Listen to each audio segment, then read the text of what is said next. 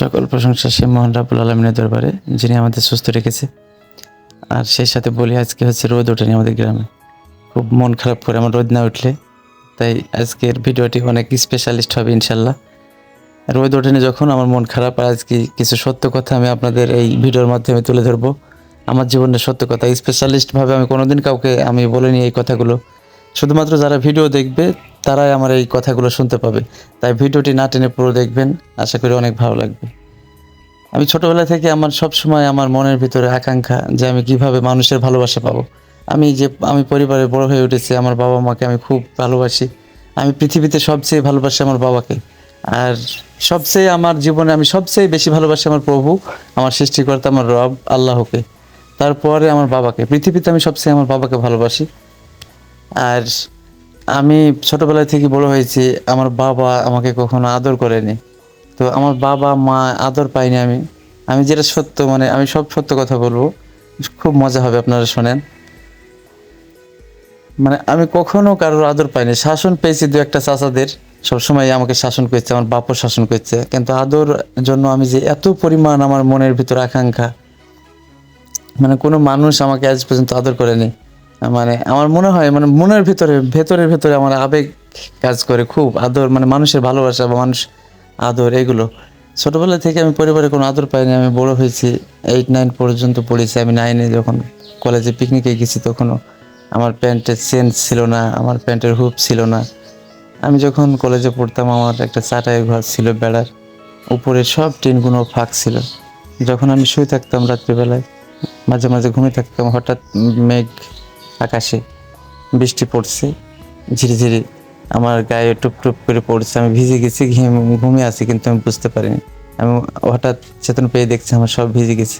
Laptop সব গুছিয়ে এক কর্নারে আবার ঘুমের অবস্থায় শুয়ে পড়েছি, আবার দেখছি ভিজে গেছি। তো এইভাবে অনেক দিন কেটে গেছে। তো পরবর্তীতে মানে আমার জীবনে ছোটোবেলা থেকে মানে ভাতের অভাব পাইনি, কিন্তু এই কষ্টগুলো খুব করেছি আমি, পোশাকের, তারপরে প্যান্ট, মানে সব এইগুলো কষ্ট পেয়েছি, শুয়ে থাকতে বৃষ্টিতে ভিজেছি অনেক দিন। তো আমি আমার আব্বাকে খুব ভালোবাসি। আমি তো একদম গরিব পরিবারে জন্ম আমার ছোটোবেলায়। মানে গরিব বলতে গেলে, আমার আব্বা ছোটোখাটো একটা ব্যবসা করতো, লবণের বিক্রি করতো। তো আমাকে যখনই রাস্তায় দেখতো, তখনই আমাকে মনে করেন চিৎকার করে মানে গালাগালি করতো, এখানে কি করছি। তো এই জন্য আমার মনের ভিতরে খুব আবেগ কাজ করতো যে আমাকে যদি কেউ একটু ভালোবাসতো। তো সত্যি কথা বলতে কি, আমার একদিন অ্যাপেন্ডিক্স হয়েছিল। তো মানে অ্যাপেন্ডিক্সটা একদিন যন্ত্রণা করেছিল, পরে হালকা যন্ত্রণা করেছিল, কিন্তু শুধুমাত্র আমার বাবার ভালোবাসা পাওয়ার জন্যই আমি ওই দিন মিথ্যা কথা বলেছিলাম যে আমার অ্যাপেন্ডিক্স হয়েছে, তাও অপারেশন করেছিলাম আমি। আমাকে ফল কিনে দিয়ে যাবে মানুষে, আমার আব্বা ভালোবাসবে। তো আমার আব্বা ওই দিন আমার পাশে শুয়েছিল। অ্যাপেন্ডিক্স করেছিল যেদিন, সেই দিন আমার পাশে আমার মা ছিল না, কিন্তু আমার আব্বা শুয়েছিল। আমার মায়ের মতন আমার আব্বা আমাকে ভালোবাসতো। আমার মনে আছে অ্যাপেন্ডিক্সের ওই সময় আমার আব্বা আমার পাশে থাকতো। তো পরবর্তীতে আমি যখন আমার বিয়ে হলো, একদিন আমি আমার আব্বাকে, আমার টাকা পাতাম না সেভাবে, 500 টাকা 1000 টাকা নোট তো আমি দেখতেই পাতাম না চোখে। তো আমি যখন বিয়ে করলাম, বিয়েটা আব্বার অমতেই করেছিলাম। তো আব্বাকে আবার রাজি করেছিলাম, মাকে দিই। তো আব্বা শেষে বিয়েটা দিয়েছিল, আব্বা না দিলে আমি করতাম না।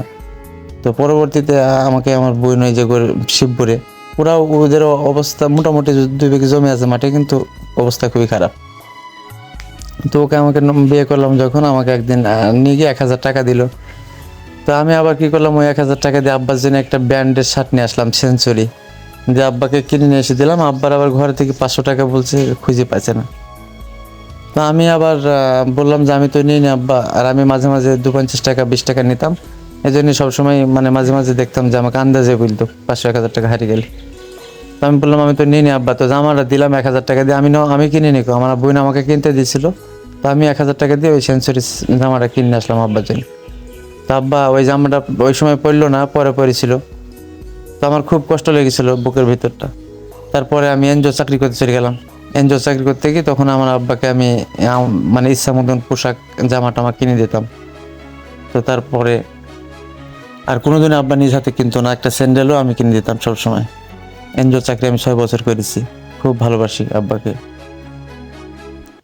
পরবর্তীতে এভরিথিং আমাদের পরিবারে, একটা ফ্যান বা যাই হোক, কারেন্ট বিল সব কিছু এনজিও চাকরি করতাম, তখন আমি 6 বছর বহন করতাম। এবং আব্বাকে 200-500 টাকা 1000 টাকা যা পারতাম দিতাম, খুবই কম বেতন ছিল। আমি একটা স্যান্ডেল জুতাও কিনিনি। আমি সেই সরেজগঞ্জে যেতাম শীতে, সকালে যেতাম শীতের সময়, আজানের সময় সব গেঞ্জি যত ছিল আমার সব পরতাম, জামা একটা সোয়েটারও কিনিলাম না। মাস শেষে যে 500 টাকা 1000 টাকা পেতাম আমার আব্বার হাতে তুলে দিতাম। আমার আব্বা মনে করতো হয়তো বা যে আরও বেশি পাই, আর আমারও একটু ওইখানে থাকলে খরচ বেশি, মানে মেসে থাকতাম। আর বেতনই হচ্ছে 7,000 5,000 6,500 এরকম, তো কী দেবো? তো আসা যাওয়া করতে এইসব করতে করতে ধুই মিনিট ফুরি যেত, আব্বাকে দিতাম লাস্টে। তো এরকম করতে করতে আমার বাবুটা হলো। বাবুটা হওয়ার পরে ও আবার ডলি বললো যে আমার বুকে দুধের সমস্যা, দুধ পাচ্ছে না। তার পরবর্তীতে আমি এত জানতাম না ওই সময়। আমারও ওই সময় আমি মানে দুধ কিনতে কিনতে দেখলাম যে বেতন আর পার পাইছে না। আবার একটা বাচ্চার দুধ কিনতে হলে 3-4 বছর কিনতে হয়। তো ওই সময় আমিও মানে যা চাকরি করছি খালি দুধই কিনেছি 2-3 বছর। আর মানে এরকমই আমার লাইফটা। আস্তে আস্তে যখন গ্রামীণ ফোনে ঢুকলাম, গ্রামীণ ফোনে ঢুকে বাড়ি থেকে আমি যত বাজার টাজার সবই আব্বাকে হেল্প করলাম। আর আমার আব্বাকে আমি সবসময় আমি চেষ্টা করতাম যে আমার আব্বা যাই করুক, আমি পোশাকটা যেন আমার জীবনে আমি যে ইনকাম করেছি আমার মনে হয় আমি 40% পোশাকে ফুরেছি। তো আমি যখন চাকরি করতাম আমি আব্বাকে ওই 2500-2000 টাকা দামের অরবিন্দু সেঞ্চুরি এই জামাগুলো কিনে নিয়ে আমি আব্বাকে পরাতাম। আব্বা দেখতাম যে পৈরি পাট মানে মাঠে যায়, ঘাটে যায়। এখনো পর্যন্ত মানে আব্বা যে জুতাগুলো পরে সব জুতাগুলো 2000-2200 টাকা দাম শীতের সময়, চাইনা জুতা। মানে এগুলো পরি ভ্যান চালিয়ে বেড়ায়। একটা সুইটার যা পরে আব্বা 4000 টাকা দাম। মানে এগুলো মানে আমার মনের ভিতরে শখ, আমি কোনোদিন কাউকে বলিনি। আজকে বলছি, শুধু স্পেশালি যারা ভিডিও দেখবে তারাই শুনতে পাবে এই কথাগুলো। আমি এখনো মানে আহ, সবসময় কখনো কাউকে হিংসা করিনি, সবাইকে ভালোবাসি। কখনো আমাকে বলতে পারবে না কেউ যে আমি কাউকে দোষ দিছি, বা আমি তো কারোর সাথে ডিস্টার্বই করিনি। তো আমাকে কোন মানুষটা বলবে যে আমি তাকে দোষ দিছি? আমাকে আমার গ্রামের লোকজন কেউ বলতে পারবে না যে জাহিদ আমাদের কোনোদিন একটা ডিস্টার্ব করছে বা কাউকে।